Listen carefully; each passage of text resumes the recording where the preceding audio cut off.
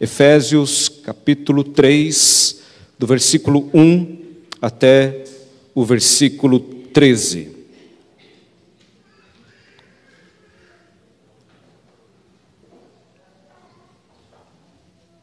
Nós vamos orar antes de fazer a leitura. Oremos.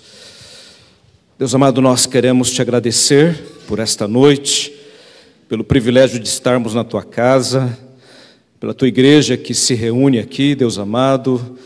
Sabemos, ó Pai, que o frio está lá fora, mas aqui dentro podemos ser aquecidos pelo Senhor, pela tua presença, pela tua palavra nas nossas vidas. Pai amado, em nome de Jesus, fala conosco mais uma vez. Nós precisamos ouvir, nós precisamos conhecer a tua palavra, os teus ensinos. Abra o nosso coração e que o teu Santo Espírito nos ilumine para que possamos entender a palavra que será lida e exposta nesta noite. É em nome de Jesus que nós oramos e pedimos. Amém. Amém. Vamos ler o texto, Efésios 3, a partir do primeiro versículo. Por esta causa, eu, Paulo, sou prisioneiro de Cristo Jesus, por amor de vós, gentios. Se é que tendes ouvido a respeito da dispensação da graça de Deus a mim confiada para vós outros. Pois segundo uma revelação, me foi dado conhecer o mistério, conforme escrevi há pouco, resumidamente.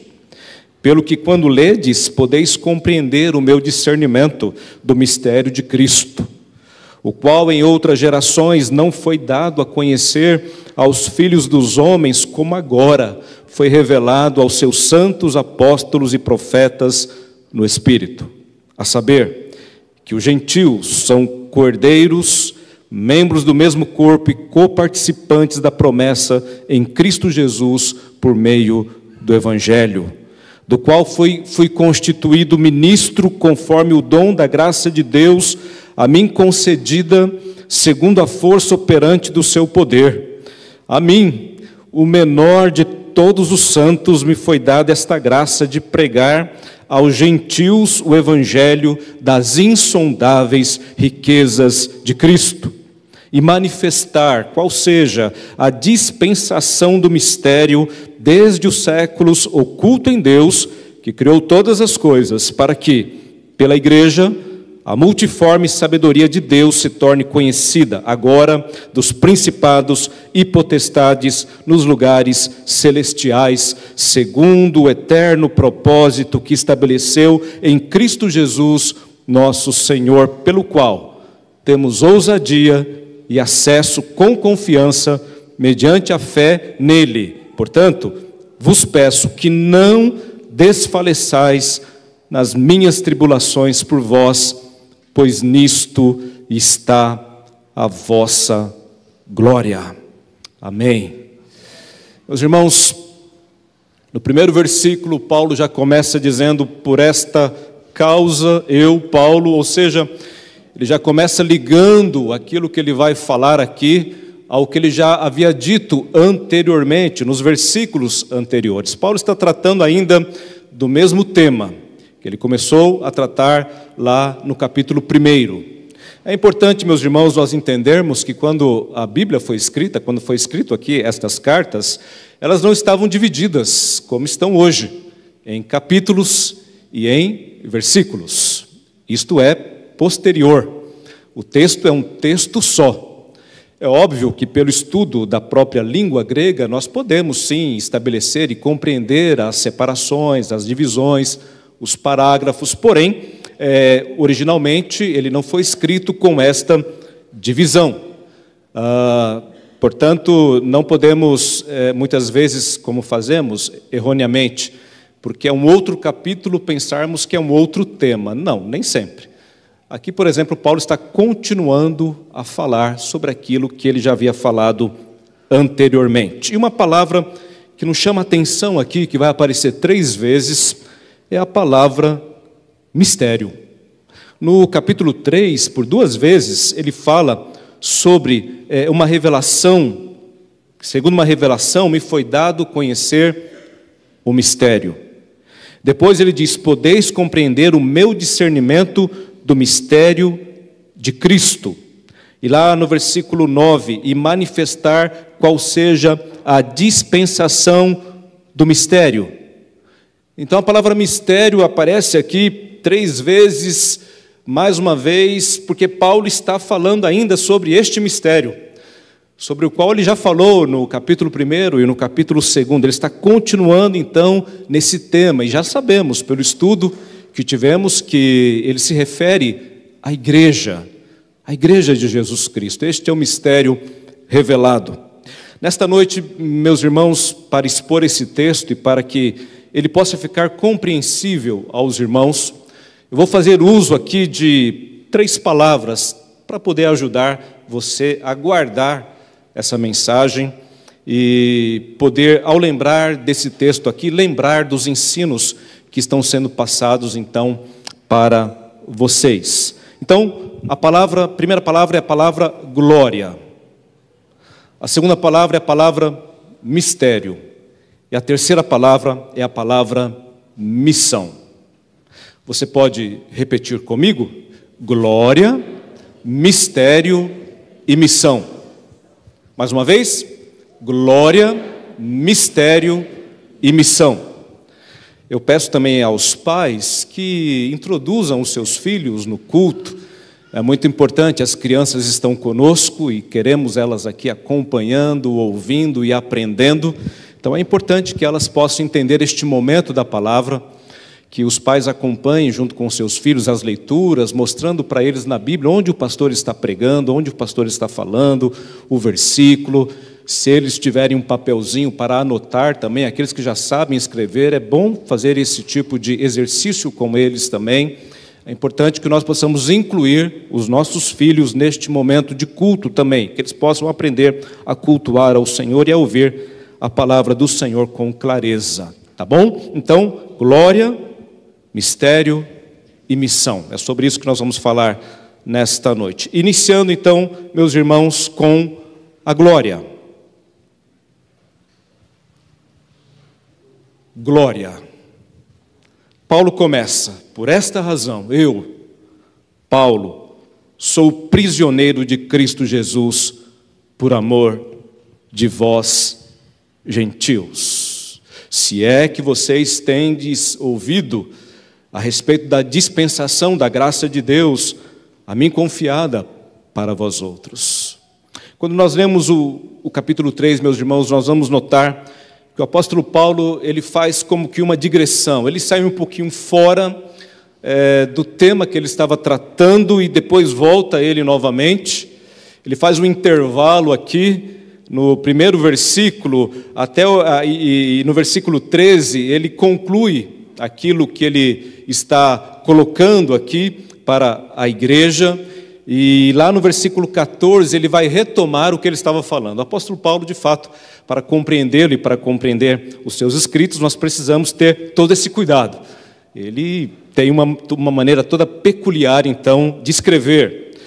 No primeiro versículo, então, ele diz: por esta causa eu, Paulo. Aí ele vai fazer uma digressão, e ele vai voltar lá no versículo 14, será o sermão da semana que vem, ao tema novamente. Por esta causa, no versículo 14, me ponho de joelhos diante do Pai. Então nós temos aqui um intervalo. Ele começa: por esta causa eu, Paulo, sou prisioneiro de Cristo Jesus, por amor de vós, gentios. E olha lá o versículo 13: portanto vos peço que não desfaleçais nas minhas tribulações por vós, pois nisto está a vossa glória. Meus irmãos, Paulo, ele está falando agora sobre algo extremamente importante e necessário para aquela igreja, porque aqueles irmãos precisavam entender algo muito importante. Paulo estava preso, e ele está lembrando a igreja aqui desta verdade: olha, eu sou o prisioneiro, sim, eu estou passando por tribulação, sim. Paulo vai lembrar agora da vocação dele, do chamado dele, do ministério dele. E Paulo tem consciência, meus irmãos, que ele é o prisioneiro, mas não o prisioneiro de Roma, não o prisioneiro de Nero, mas sim o prisioneiro de Cristo. Ele estava preso, meus irmãos, por anunciar o Evangelho, e anunciar o Evangelho especialmente aos gentios. Naquele momento, os judeus, meus irmãos, ainda se achavam o povo escolhido, o povo separado. Havia uma barreira, essa barreira vai ser quebrada, vai ser derrubada, mas ela existia, e nós bem conhecemos aquele primeiro momento ali da igreja, da pregação do Evangelho, e a resistência de muitos a pregar o Evangelho para os gentios. Mas o apóstolo Paulo foi aquele que foi levantado por Deus para ser um vaso, o vaso escolhido para levar este Evangelho, este mistério aos gentios. E Paulo estava preso exatamente em razão disto. O reboliço causado por essa pregação o leva à prisão em Roma, onde ele fica ali cerca de 2 anos. E é dali que ele escreve, então, essa carta à igreja de Éfeso. Portanto, meus irmãos, Paulo tem plena consciência que ele está preso, sim, mas não porque ele cometeu algo errado. Ele não fez nenhum crime, ele não fez nada contra a lei, ele não é um criminoso. Ele é o prisioneiro de Cristo Jesus. Ele estava honrando o nome de Cristo, pregando o Evangelho, e é por isso que ele foi preso. Ora, então, meus irmãos, não há vergonha nisto, não há desonra nisto. Pelo contrário, nisto há glória, nisto há louvor. Calvino escreveu assim, que o nome de Cristo deve ser honrado por nós de uma maneira tão sublime, que aquilo que os homens consideram como sendo a mais tremenda vergonha, para nós deve ser considerado a mais alta honra. Paulo estava preso, sim, isso poderia ser uma grande vergonha, mas para ele era uma honra, porque ele era o prisioneiro de Cristo Jesus. E ele diz então, meus irmãos, isto é a glória de vocês, nisto está a glória de vocês. Imagine os cristãos de Éfeso, os pensamentos que poderiam estar passando na mente da igreja. Ora, Paulo está preso, o apóstolo Paulo está ali em Roma, coitado de Paulo. Será que Deus abandonou o seu servo? Será que Deus deixou o seu servo lá à mercê dos imperadores, dos governadores? Por que Paulo está preso? Por que Paulo está sofrendo? Meus irmãos, isto poderia estar passando no coração da igreja. Diante do sofrimento, muitas vezes nós, até hoje, ficamos perplexos.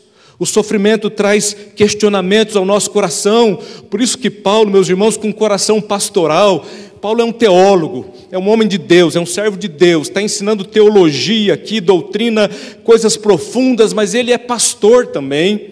Por isso que ele escreve para aquela igreja, no sentido agora de animá-los. Olha, não desfaleçam nas minhas tribulações.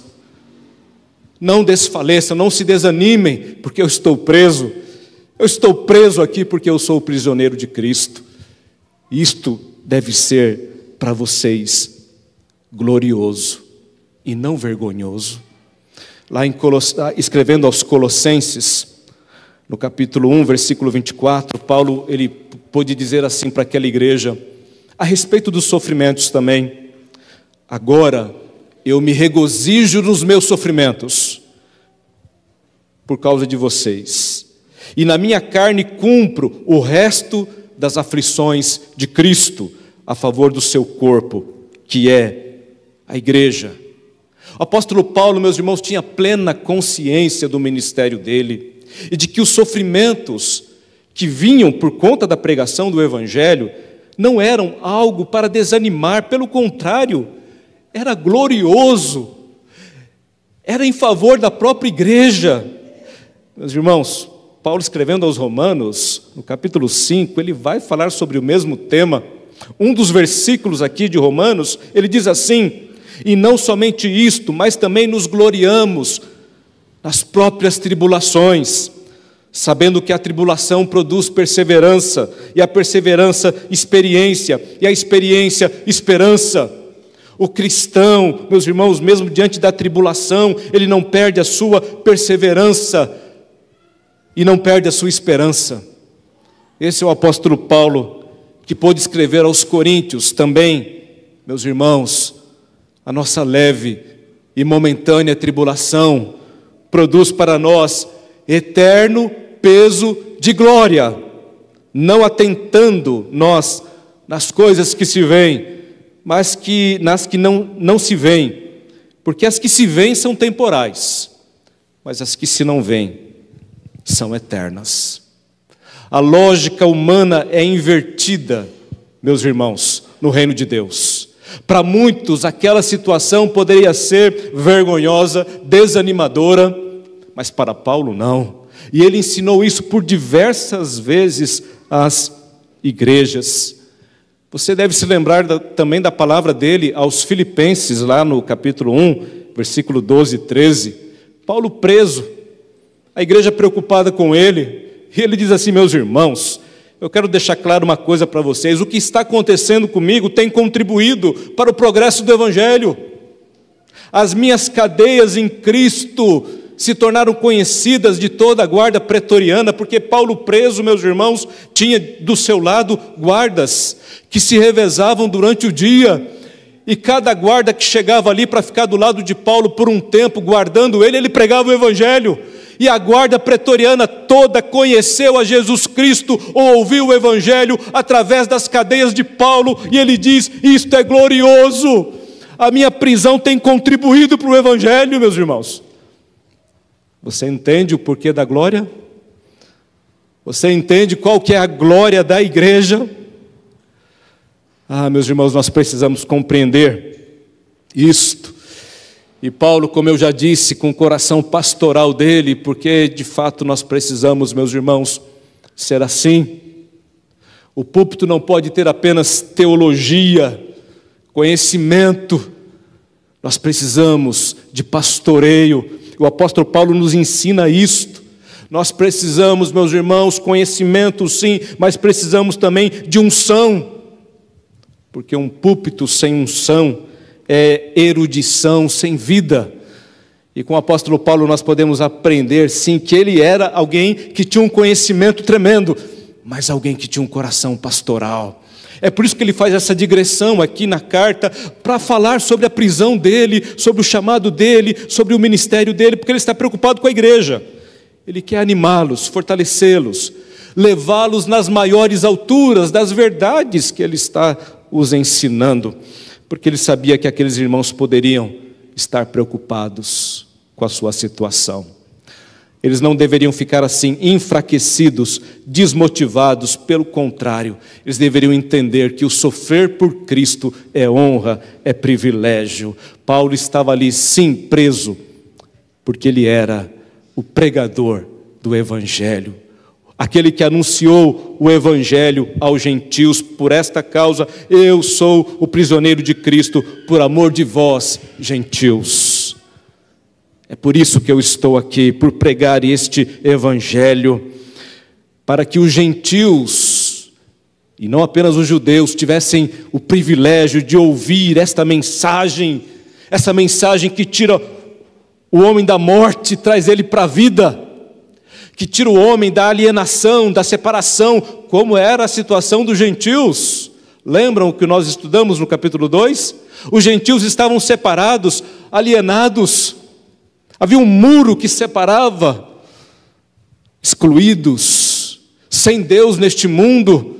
O apóstolo Paulo está levando o Evangelho da reconciliação, da paz, o Evangelho da salvação aos gentios. Por isso que ele está preso, para que os gentios pudessem ser livres. Não uma liberdade qualquer, mas a verdadeira liberdade. Paulo sabia, meus irmãos, que aquilo que ele estava passando era algo passageiro. Os olhos podiam ver ali uma prisão, mas Paulo, meus irmãos, ele sabia que em Cristo nós já estamos assentados nas regiões celestiais, como ele mesmo ensinou à igreja no capítulo 1. Nós já fomos crucificados, ressuscitados com Cristo e agora estamos assentados nas regiões celestiais. Portanto, Paulo sabe que aquela prisão não é o final. O coração dele já está na presença do Senhor. Então, em primeiro lugar, a glória da igreja. Você entende isso, meu irmão? Você pode compreender isso diante das suas lutas, diante das suas dificuldades, das suas adversidades. Você tem a mesma perspectiva do apóstolo Paulo? Ou você tem murmurado, reclamado da vida, das dificuldades, das situações? Olhe as coisas pela perspectiva correta. Isso vai trazer alegria ao nosso coração. Quando nós entendemos estas verdades que Paulo está pregando aqui à igreja, por isso que ele pediu na sua oração, abra os olhos. Ele pede a Deus, abra os olhos da igreja para que ela compreenda essas verdades, porque quem compreende estas verdades, meus irmãos, com certeza não vai ficar esmorecido, desanimado, mas vai entender como o apóstolo Paulo entendia, que tudo isso, na verdade, não era algo vergonhoso, mas sim glorioso, porque ele estava ali cumprindo a vontade de Deus. Primeira palavra, então, glória, a glória da igreja. Mas, continuando aqui ainda, meus irmãos, nós podemos aprender aqui também, nesse texto, a respeito do mistério da igreja. Nós temos aqui, então, a partir do versículo 2, Paulo falando a respeito do mistério. Versículo 2: se é que tendes ouvido a respeito da dispensação da graça de Deus a mim, confiada para vós outros. Queridos, quando nós lemos o texto, podemos pensar também erroneamente que Paulo estava dizendo assim, olha, se é que vocês entendem, se é que vocês compreendem o que eu estou falando aqui. Na verdade, esse não é o sentido do texto. Nós temos que compreender a língua grega, que é o texto original aqui, e a ideia aqui, meus irmãos, não é uma dúvida que Paulo está colocando. O que ele está colocando aqui é, certamente, vocês sabem, esse se é que não é uma ideia de dúvida, não. Paulo está falando, vocês sabem da dispensação da graça de Deus que me foi dada a vosso respeito. Ora, por que então Paulo falará novamente sobre aquilo que ele já falou anteriormente? Porque ele diz aqui no versículo 3, não é? Pois segundo uma revelação me foi dado conhecer o mistério, conforme escrevi há pouco, resumidamente. Eles já tinham ouvido, não apenas nessa carta, mas anteriormente também, quando o evangelho havia sido pregado a eles. O que nós temos aqui, meus irmãos, é a quintessência do ensino. A quintessência, meus irmãos, é aquilo que há de melhor, de mais apurado, de mais importante, de mais excelente no ensino, que é a repetição. A repetição. Os apóstolos, o próprio Senhor Jesus vai fazer uso desse recurso, repetição. Sabe por quê, meus irmãos? Porque a gente esquece muitas vezes. Mesmo um sermão aqui que você ouve, você corre o risco de esquecer dele na semana que vem. Por isso que você vai ouvir de novo uma palavra lá na frente, para fazer você recordar dessas verdades. Nós somos assim. E é o que Paulo está falando aqui para a igreja. Está relembrando eles dessas verdades. Ele já havia dito, meus irmãos, que eles haviam sido escolhidos na eternidade. Vocês foram escolhidos por Deus lá na eternidade, remidos por Cristo na cruz, selados com o Espírito Santo. Olha o que Deus já fez por vocês já sabem disto. Eu já expliquei isso anteriormente, resumidamente, mas eu quero lembrar vocês ainda desta verdade. Por quê? Porque o coração deles poderia ainda estar em dúvida, questionamentos em relação à situação de Paulo e à prisão de Paulo, motivo pelo qual o apóstolo estava ali prisioneiro em Roma. Então, ao lembrá-los ao recordá-los destas verdades, Paulo está mais uma vez animando o coração da igreja, enchendo o coração deles de alegria, de esperança, de segurança. É isto que a mensagem iria produzir no coração da igreja de Éfeso e também no nosso coração. Quando Paulo fala a respeito da dispensação da graça, no versículo 2, meus irmãos, a palavra dispensação, a ideia é de ofício, é de chamado. Paulo tem um chamado, e ele é plenamente consciente desse chamado de Deus na vida dele. Paulo sabe, meus irmãos, que ele foi escolhido por Deus, ele foi chamado por Deus para um ministério específico de pregação aos gentios. E Paulo, meus irmãos, quando nós lemos os escritos do apóstolo Paulo, nós percebemos como ele tinha consciência de que ele não era absolutamente ninguém. Eu não sei, meus irmãos, se esse sentimento está no nosso coração hoje, mas deveria estar. O apóstolo Paulo, escrevendo aos Coríntios, lá no capítulo 15, ele vai dizer assim: eu sou o menor dos apóstolos. Ele sabia do chamado dele, do apostolado dele, mas comparado aos outros, aos 12, ele diz assim: eu sou o menor deles. Eu não sou digno de ser chamado apóstolo.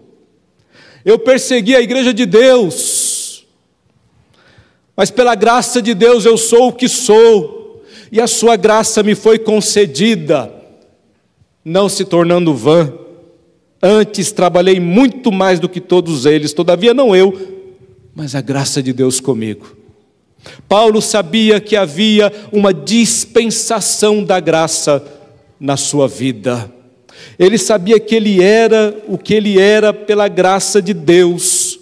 Observe aqui, meus irmãos, no capítulo 3, lá no versículo 7, do qual fui constituído ministro conforme o dom da graça de Deus, a mim concedida segundo a força operante do seu poder. Versículo 8, a mim, o menor de todos os santos. Aos Coríntios ele diz: eu sou o menor dos apóstolos. Aqui ele diz: eu sou o menor de todos os santos.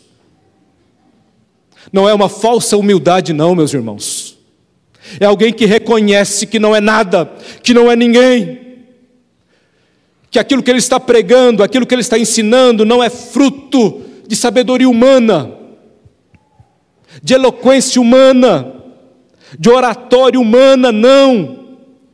Paulo reconhece, meus irmãos, que a ele foi confiado o evangelho das insondáveis riquezas de Cristo, algo glorioso, algo maravilhoso, algo excelso, algo sublime foi entregue a Paulo, o menor de todos os apóstolos, o menor de todos os santos. Porque, meus irmãos, o valor não está no mensageiro, o valor está na mensagem. Nós não somos, meus irmãos, merecedores. Nós somos apenas e tão somente frutos da graça de Deus. Deus nos escolheu por sua graça, não por obras. E é a sua graça operando em nós que nos faz também, como o apóstolo Paulo, pessoas portadoras deste evangelho, deste mistério que foi revelado e ao qual nós devemos também anunciar no tempo presente. Diante deste mundo gospel que nós vivemos, o mundo das celebridades, dos artistas, daqueles que cobram cachês para pregar, para cantar, dos cultos, meus irmãos, onde reúnem centenas de pessoas em torno de celebridades. Isso não é evangelho, meus irmãos, muito longe do evangelho de Jesus Cristo. Aqueles que assim estão vivendo e desta forma procedendo, e aqueles que buscam estas coisas, porque muitos têm se ajuntado em determinadas reuniões, estão atrás de artistas, cantores, conjuntos. Meus irmãos, nós temos que procurar a palavra. A palavra é o centro, a palavra é o alimento. E nem é o pregador, não, porque o pregador é apenas um vaso, um instrumento de Deus. Mas é a palavra pregada, é o evangelho pregado. Portanto, nós devemos estar atentos a isso. Hoje, muitos vasos estão aí orgulhosos, soberbos, pregam um pouquinho melhor, falam um pouquinho melhor, cantam um pouquinho melhor, já se acha, tem um pouquinho de visibilidade, não é? Já. Eu via pela internet alguns vídeos de situações assim, onde pastores chegam na igreja e o pastor presidente chega e todo mundo fica em pé, numa reverência assim, como se fosse alguém melhor do que os outros. Ou até mesmo fazendo uma fila para receber e até muitas vezes engraxando ali, pulindo o sapato. Absurdos como esse têm acontecido hoje, meus irmãos, no nosso meio, no meio chamado evangélico, muito longe do genuíno evangelho de Jesus Cristo, daquilo que Paulo está ensinando aqui. Ele, Paulo, que foi chamado por Deus, que viu a Cristo ali no caminho de Damasco, que teve visões tão tremendas que ele nem falou, simplesmente ele disse: nem olhos viram, nem ouvidos ouviram o que Deus tem revelado, né? Guardado para aqueles que o amam. E um homem assim se considerava o menor de todos os apóstolos, de todos os santos. Se Paulo era o menor, imagina eu, imagina você. Meus irmãos, é assim que nós devemos ter o nosso coração na presença do Senhor. Cuidado com o orgulho, cuidado com a arrogância. A nós foi confiado algo tremendo, como Paulo diz aqui, um mistério. Versículo 3, pois segundo uma revelação me foi dado conhecer o mistério. Eu não aprendi isso por mim mesmo, não foi a minha sabedoria, mas foi uma revelação. Através dessa revelação, eu recebi, me foi confiado o mistério. Paulo estaria falando, meus irmãos, do encontro que ele teve com Cristo ali no caminho de Damasco. É bem possível, quando a ele foi dado ali a palavra e o chamamento. Mas Paulo fala, por exemplo, aos Gálatas no capítulo 1, versículo 11 a 15, ele diz assim: faço-vos, porém, saber, irmãos, que o evangelho por mim anunciado não é segundo o homem, porque eu não recebi nem o aprendi de homem algum, mas mediante revelação de Jesus Cristo. Então Paulo tinha plena consciência que aquilo que ele recebeu foi de Deus, era a graça de Deus na vida dele. E quando ele fala de mistério aqui, é importante nós entendermos. Primeiro ele falou sobre a glória da igreja, e agora sobre o mistério da igreja. Mistério aqui não é naquele conceito de algo escondido, vago, nebuloso. Não é sobre este mistério que Paulo está falando. Naqueles dias e naquele tempo havia mesmo as religiões aceitas de mistério. Não é isso, o evangelho não é isso, meus irmãos, porque o evangelho é o mistério revelado. O mistério foi revelado para Paulo e Paulo revelou esse mistério à igreja. O mistério foi dado a conhecer. E que mistério é este? Que mistério é este? Paulo no capítulo 2 já nos ensinou a esse respeito. O mistério é que agora já não há mais judeus e gentios, porque em Cristo todos foram aproximados, reconciliados, unidos. Que mistério glorioso, meus irmãos. Nós estamos aqui hoje, podemos dizer que somos filhos de Deus, nos considerar cristãos, porque esse mistério foi revelado a nós. E nós fazemos parte deste mistério, nós somos a igreja do Senhor Jesus Cristo. É interessante quando você vê aqui, no versículo 5, porque ele fala que este mistério, em outras gerações, não foi dado a conhecer aos filhos dos homens, como agora foi revelado aos seus santos apóstolos e profetas no Espírito. Por que Paulo está dizendo que este mistério ainda não havia sido dado em outras gerações? Não tinha sido dado a conhecer. É importante nós entendermos aqui, meus irmãos, que, na verdade, a igreja e esse plano eterno de Deus de salvar judeus, gentios, já está presente no Velho Testamento. Ora, quando Deus fez o chamado a Abraão, ele disse: em ti serão benditas todas as famílias da terra.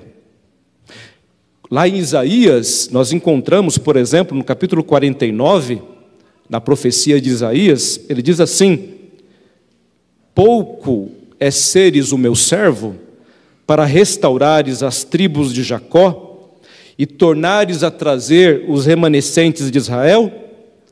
Também te dei como luz para os gentios, para seres a minha salvação até a extremidade da terra.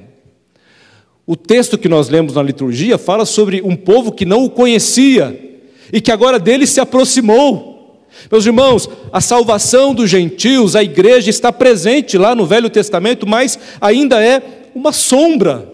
Isso não está tão claro ainda. Estava sim revelado, mas muita coisa ainda estava como que encoberta, porque aguardava a sua realização, o seu cumprimento.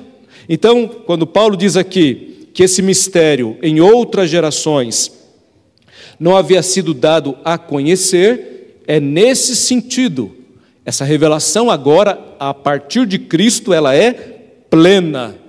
Em Cristo Jesus, agora, as coisas se tornaram absolutamente claras.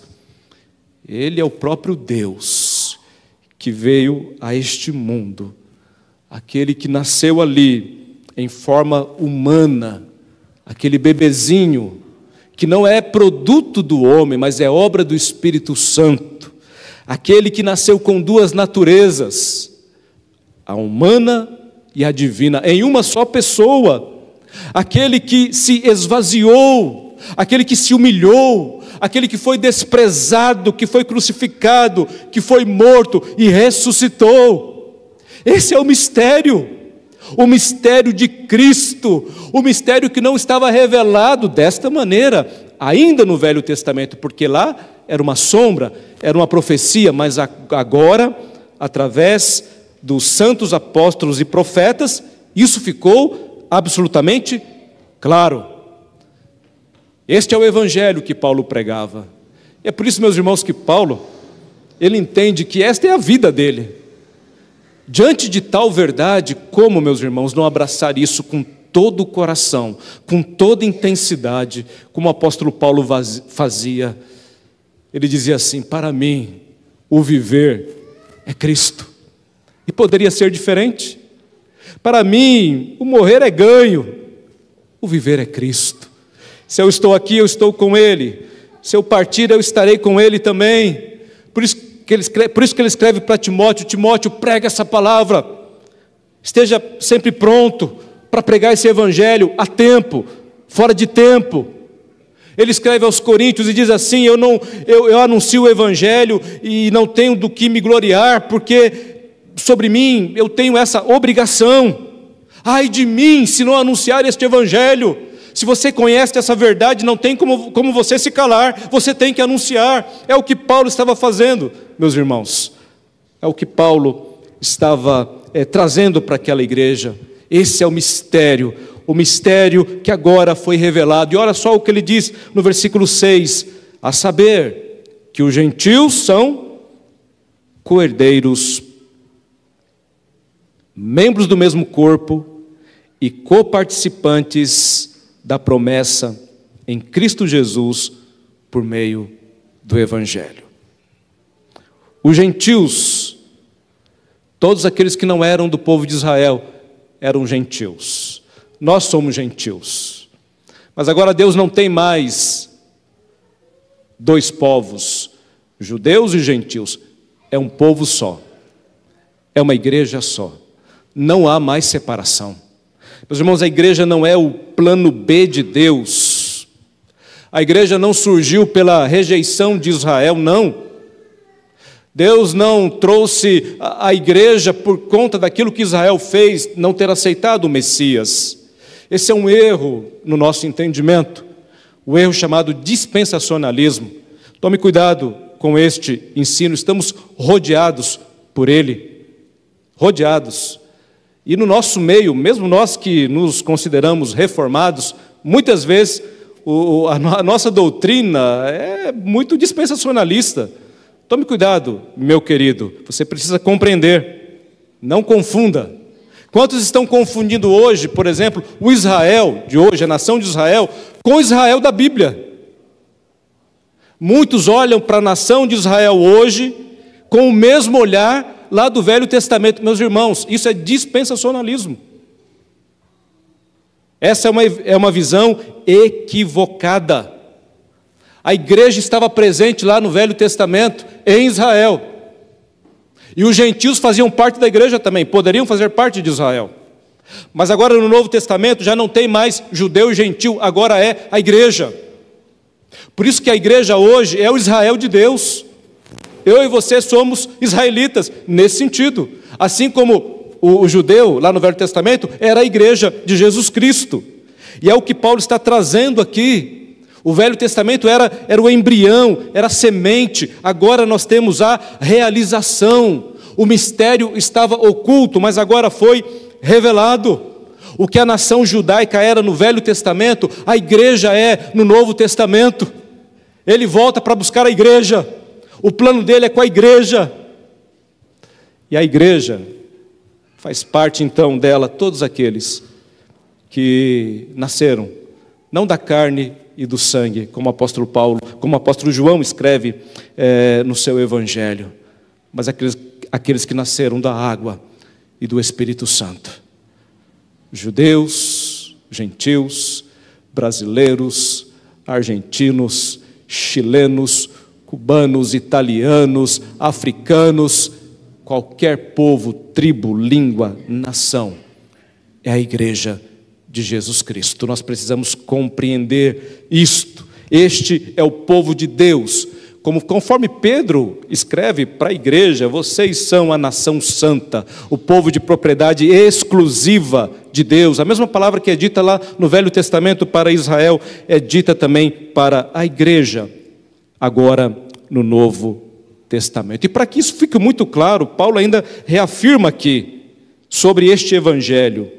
Os gentios, os que não eram parte, os que estavam alienados, distantes, agora eles são co-herdeiros, eles são membros, eles são coparticipantes. Nós devemos entender então que o gentil, ele não foi acrescentado à igreja apenas, ele foi unido.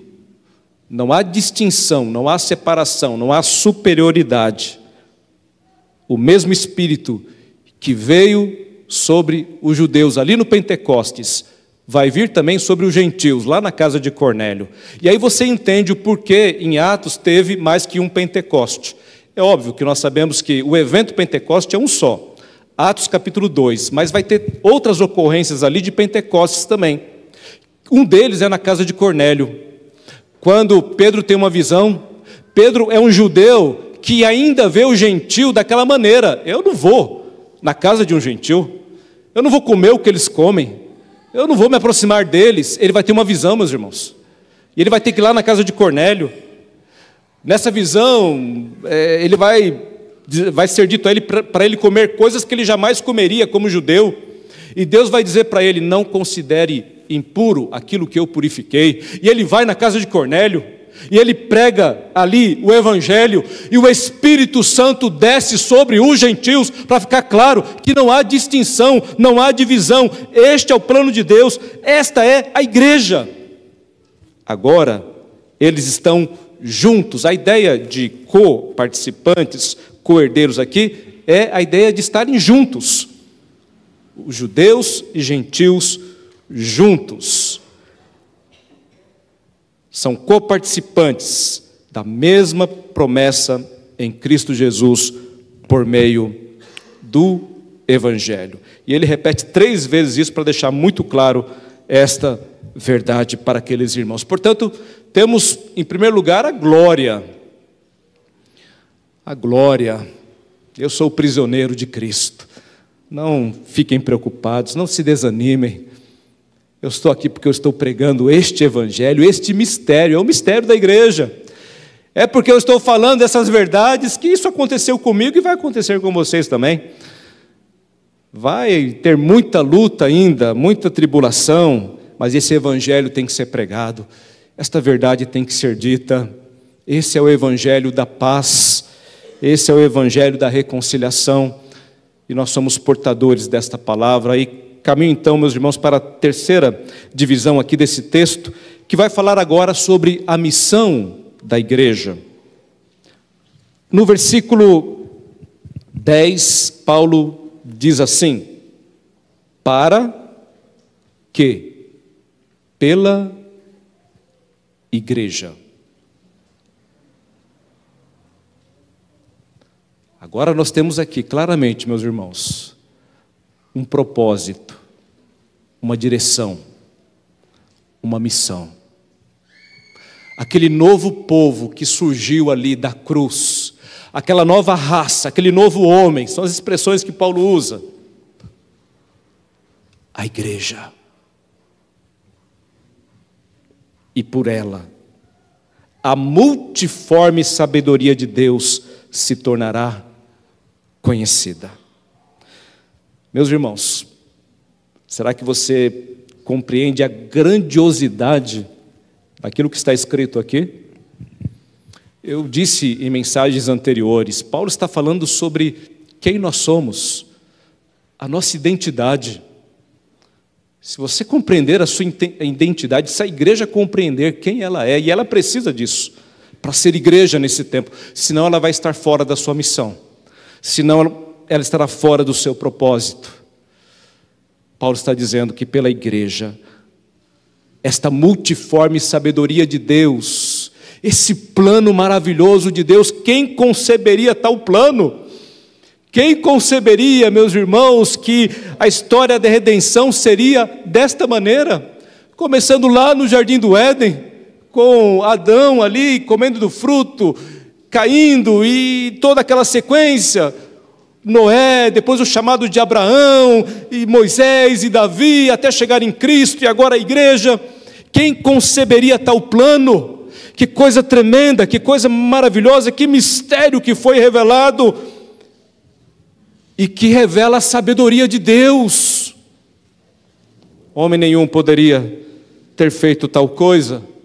E esse mistério, meus irmãos, essa sabedoria, deixa até mesmo os anjos maravilhados, até porque os anjos não são oniscientes, somente Deus é onisciente. Esse mistério vai ser conhecido agora dos principados e potestades nos lugares celestiais. Paulo está falando dos anjos, não os demônios aqui, não os anjos caídos, ele está falando dos anjos de Deus. A maioria dos comentaristas entendem que Paulo aqui se refere aos anjos de Deus, quando ele cita aqui principados e potestades nos lugares celestiais. Essa sabedoria de Deus revelada através da igreja produz honra, glória, louvor ao Senhor.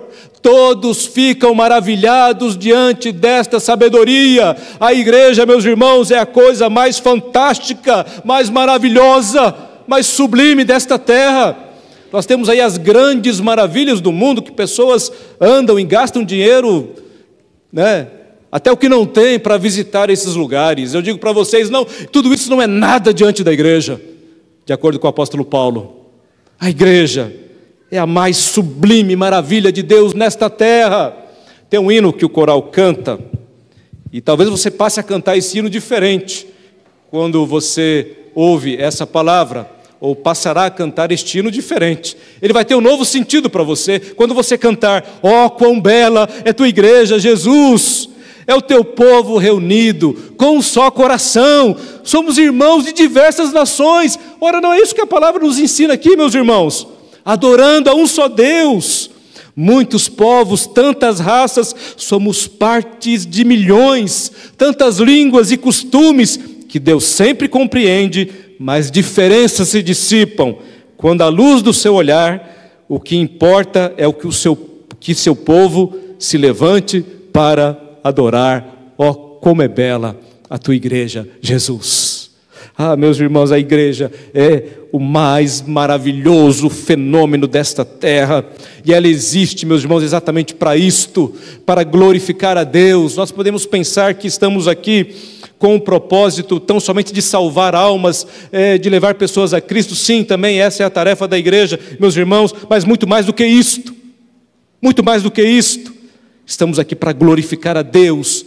A nossa vida como igreja deve levar todos a glorificarem a Deus.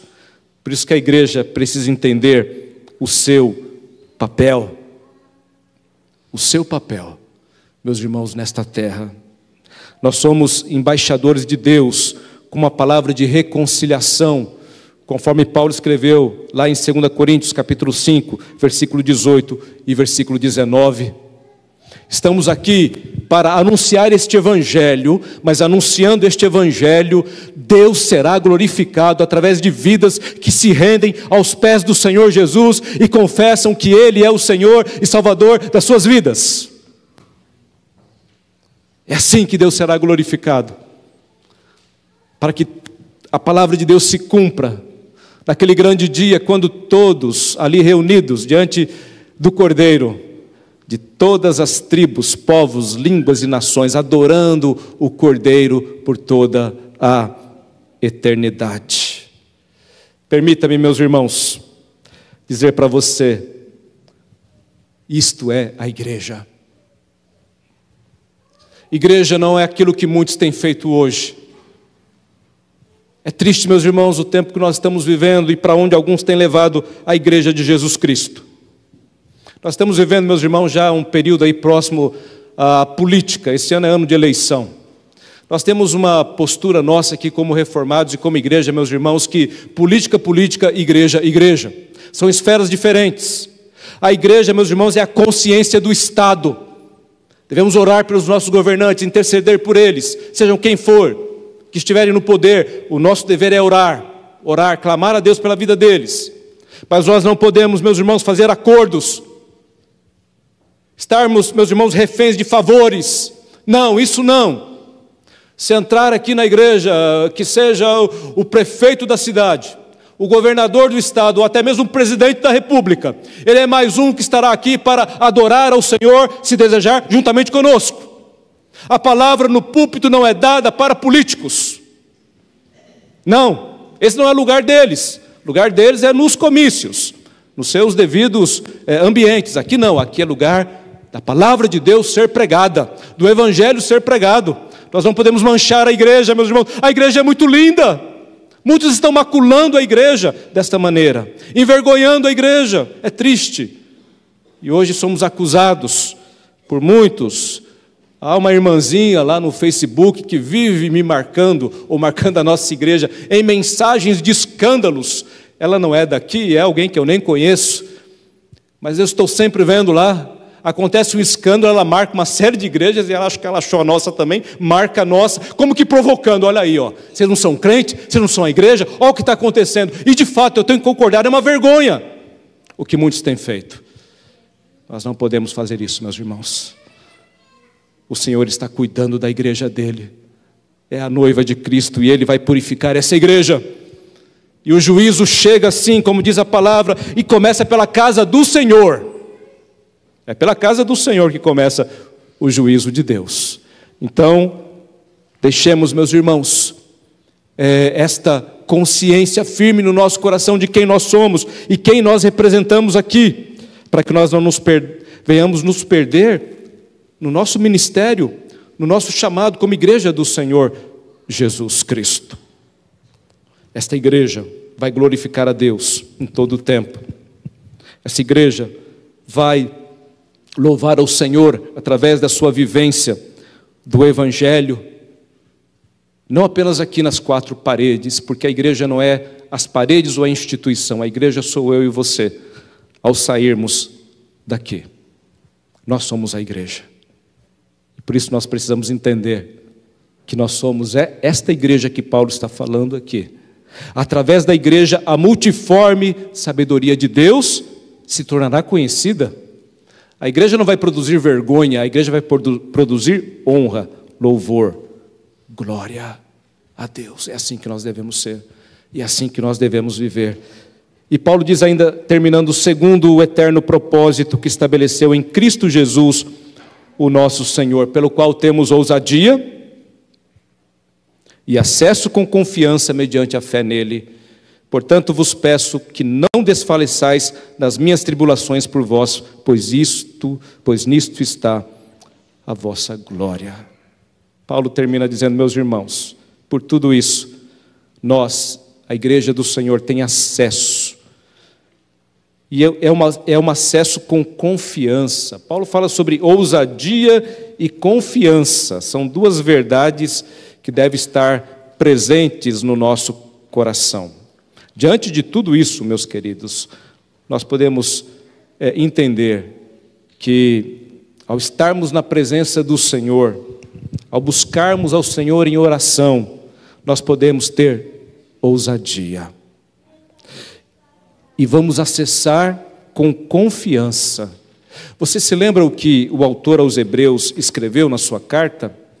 Ele disse, irmãos, tende intrepidez para entrar no Santo dos Santos, pelo sangue de Jesus, pelo novo e vivo caminho que Ele nos consagrou, pelo véu, isto é, pela sua carne.